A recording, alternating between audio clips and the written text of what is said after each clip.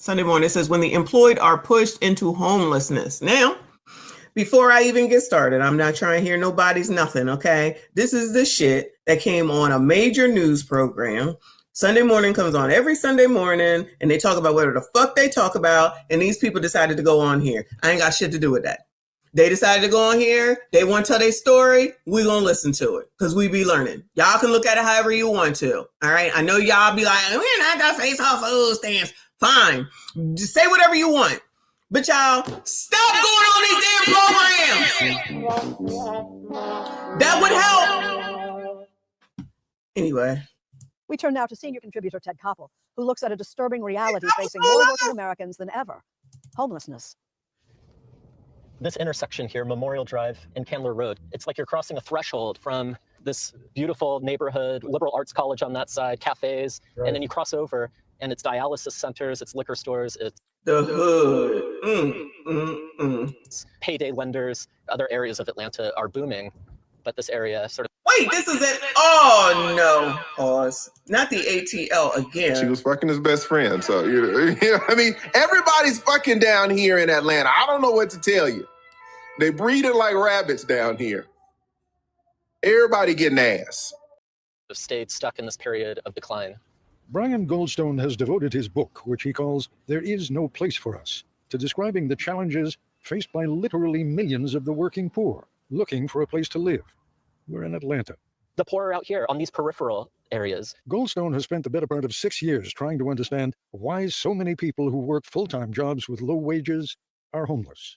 The story we as a nation have told ourselves that hard work is the key to success, that work is an exit from poverty, not having a home, being homeless. What these people show us is that there's something profoundly not true about that story anymore. In the course of his reporting, Goldstone met Celeste, whose name he changed to preserve her privacy. Celeste has been known to work 2 and 3 jobs. How are we preserving her privacy with a picture of her? Child. Met Celeste, whose name he changed to preserve her privacy. Child, I'm sorry, y'all. I see them Lay's chips laying there. Look at. In the course of his reporting, Goldstone met Celeste. I'm so childish, but I really do like Lay's, and I really do like sour cream and onion. That's why I'm just pointing it out. But I really do love kettle chips that are jalapeno, though. Those are my fave. But I take some Lay's sour cream and onion, child. Whose name he changed to preserve her privacy. Celeste has been known to work 2 and 3 jobs at a time to support her 8 children. All but 1 are now adults. She's inspected boxes at a warehouse. Hold on. Whose name he changed to preserve her privacy. Celeste has been known to work 2 and 3 jobs at a time to support her 8 children. All but 1.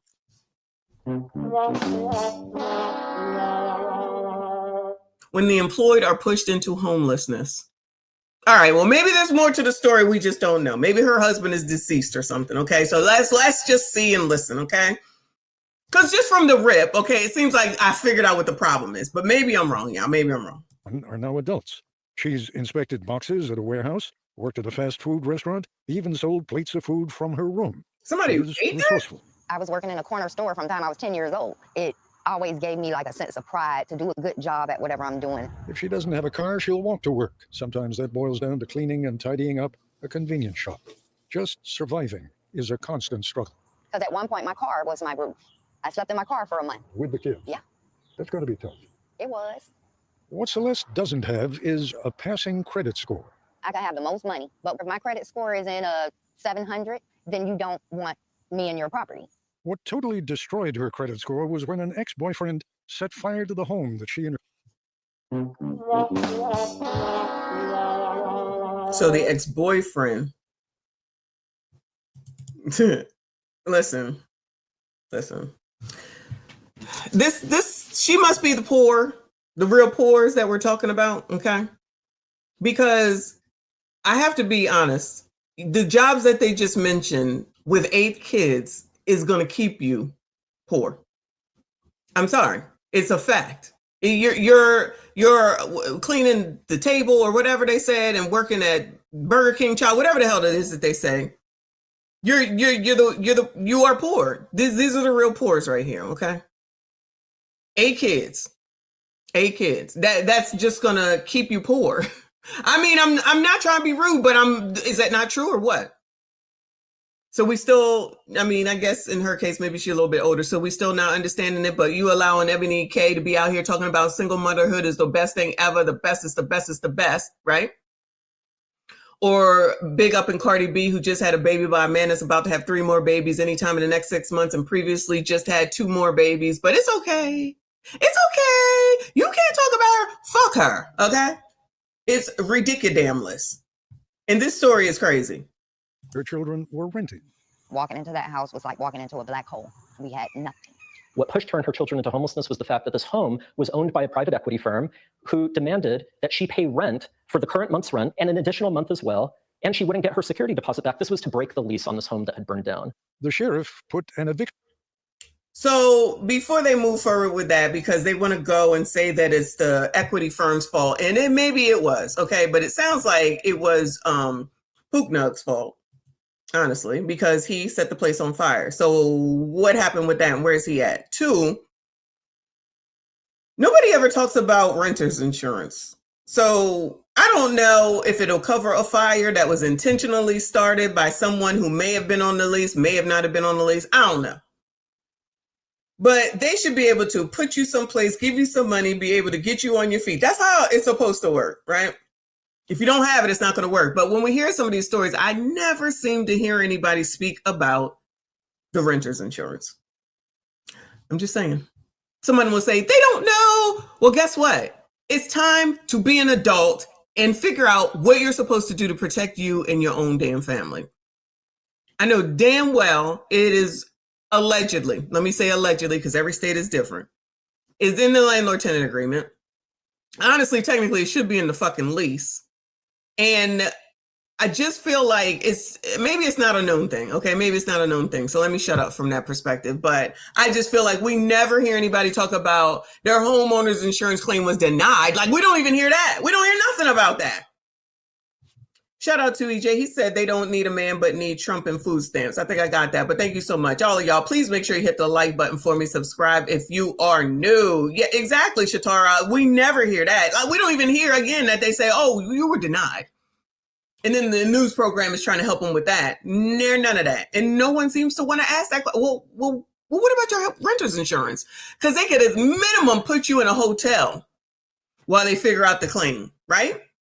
Notice in the mailbox of the uninhabitable house. By the time Celeste found the notice, The judge had handed down a default judgment, and by that point, her credit score had been destroyed.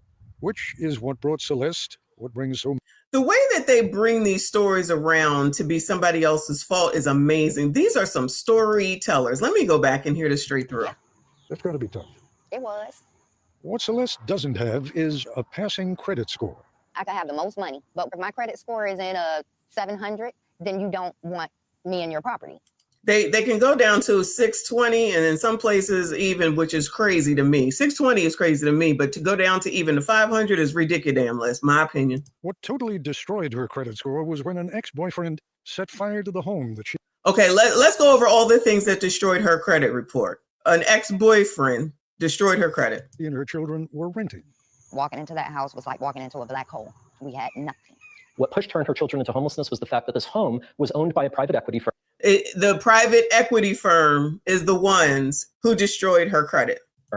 Who demanded that she pay rent for the current month's rent and an additional month as well, and she wouldn't get her security deposit back. This was to Had she had a renter's insurance, they maybe would have went ahead and made those payments. But how is it that you agreed to this and then it was your boyfriend, ex-boyfriend, whatever, that did this? So now I, as a landlord, is supposed to take the loss for this? So I'm supposed to take the loss for this? I ain't F him. He ain't mad at me.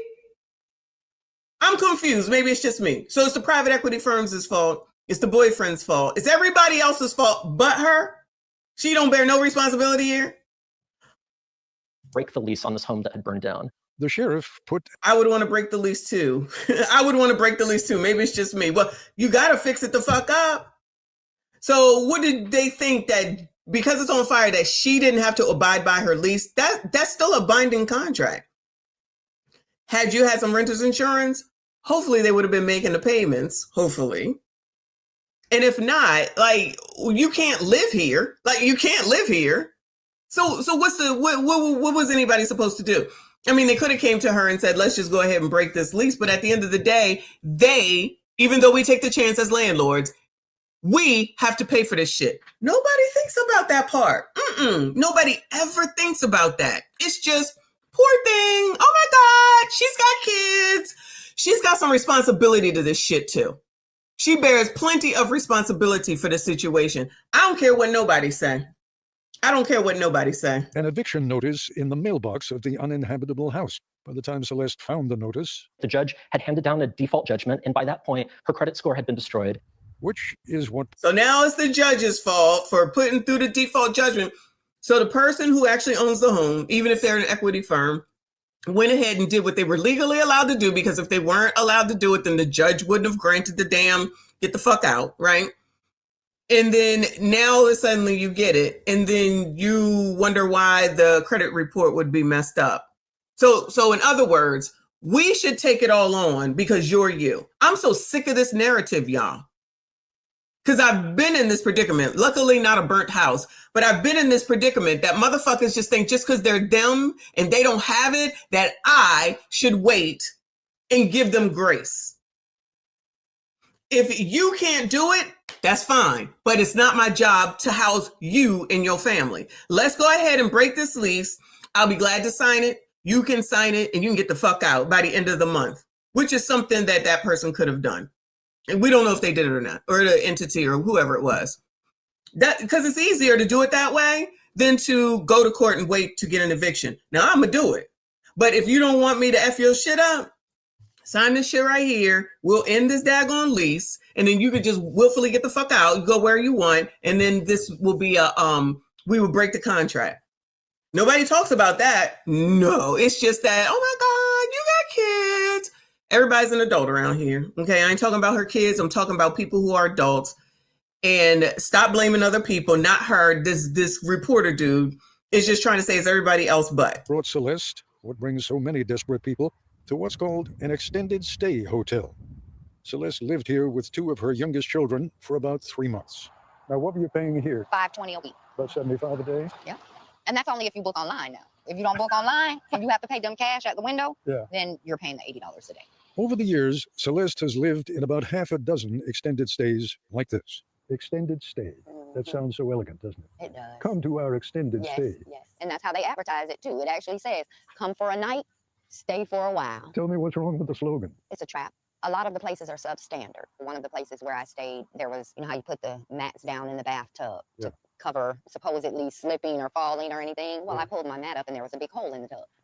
A lot of places have mold and mildew. They cause health problems. If you don't have them already, you will develop them. Celeste was still living in an extended stay when things went from bad to a whole lot worse. Celeste, at one point in there, you found out you had cancer. What kind of cancer? Breast and ovarian. Why didn't you go to the doctor? Life was lifing. People who are the primary breadwinners in a low-income family, you can't take the time off to go to the doctor because me missing a 10-hour shift at work, that's the difference of me paying for my room that day. Of course, I want to keep a roof over my head. So sick and all, I'm still going to go to work. So before they move on, I'm sorry for, her having cancer because a freaking illness can take any of us out, right? I'm sorry to hear that. And child cancer just is the gift that keeps on giving to so many people, right? These are the things that people need to be thinking about when they willy-nilly out here having children. God forbid, should something happen to you, what's the plan? Do you have a plan for your kids? Do you have a plan on where they're going to go or who's capable and able to take care of them? Remember that one lady that died? I forget what she was doing. I don't know if she was having like a 15th baby and then she had all these kids. And then Mima, her mother, was as frailer than this man on the screen. Now she gets the wonderful job of raising all those kids. So how do you think that's going to work out for them? It'll probably be, unfortunately, allegedly, that stupid ass story we just listened to on Neighborhood Talk with the 10, 9, and the 8-year-old. Okay, allegedly. Nobody want to get married. Don't nobody want to have a relationship. Everybody want to be out here effing, having all these daggone kids. Because you tell me, because that's really what it's about. Until something is wrong, and then everybody's supposed to come to your rescue. Man, we don't know you. Not her. Ma'ams, we don't know you. Ma'ams, the community is not the internet. The community is where you live. We don't know you. Nobody thinks that far ahead. Your kid, look at that kid that Krishan and Blueface had. Not that we didn't think something would be happening. Granted, how we saw her acting when she was pregnant. This is amazing. Now that kid has issues. Yeah, allegedly they got money, but they two idiots. But the point is that this is the reason why you get together with someone, so that you can go take care of your health while the other person continues to work, and you do the most that you can. You share responsibility. You share life together. You do the shit together. No, y'all want to keep talking about, I don't need a man. And then you go and have all these fucking kids. And then you whining and complaining about the government telling you how you're going to get the benefit that you're looking for. I'm trying to understand when y'all going to understand that the only thing you control is yourself, child. And it's looking like y'all not doing that real good. Instead of trying to control everybody else and anything else, you don't see that it's not working. So y'all just don't see that's not working. And so you continue to have more kids because, like Supreme said, where the fathers at? How come the news reporters never asked that? So how many children's fathers do you have? And where are they all at? And how come they're not helping you? And can they go stay with them? None of those questions. That's none of your business. Oh, it's not? Oh, it's not? That's why my money stays with me. Okay. That's what I said. That's what I meant. Shout out to EJ with another 2. He said 8 for 8, not right. It's not fair. Ma'am, it's your fault. For the kids, for sure. Not that she's sick, but all I'm saying is that as far as the sickness is concerned, any of us could get sick at any time. So you need to be thinking about that, especially when you have children that you're responsible for. What struck me over and over again is just how incredibly resilient you were, even after the cancer. How? Why? Because that's the face you have to show the world. There were many nights that I just was on my hands and knees praying and believing that God made me a promise. And I was going to do my part because I knew he was going to do his.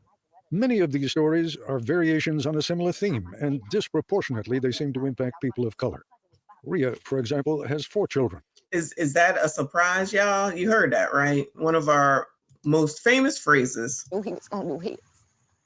Many of these stories are variations on a similar theme, and disproportionately they seem to impact people of color. We do not care